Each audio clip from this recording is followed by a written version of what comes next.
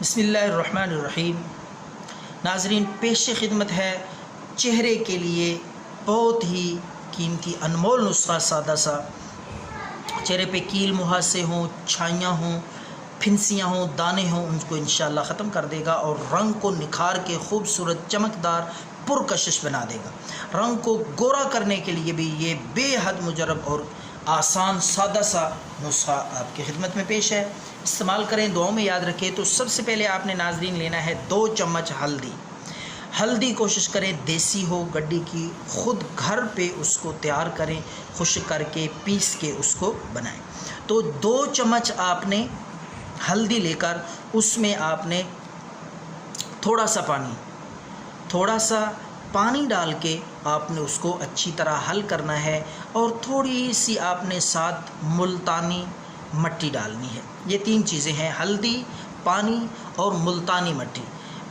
تو اس کو ایک پیسٹ سا بنائیں۔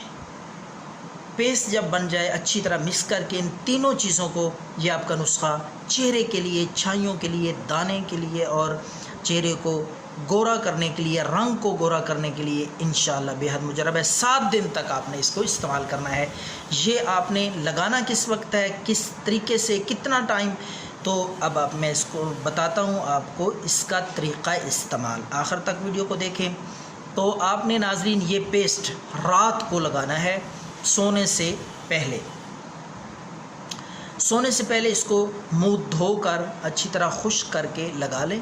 تو آدھے گھنٹے کے بعد، زیادہ وقت اس کو نہیں لگے رہنے دینا، رات کو لگائیں، دھوپ میں نہیں لگانا، رات کو لگائیں، اور آدھے گھنٹے کے بعد آپ جب یہ خشک ہو جائے اچھی طرح صابن سے دھو کر چہرہ خشک کر لیں۔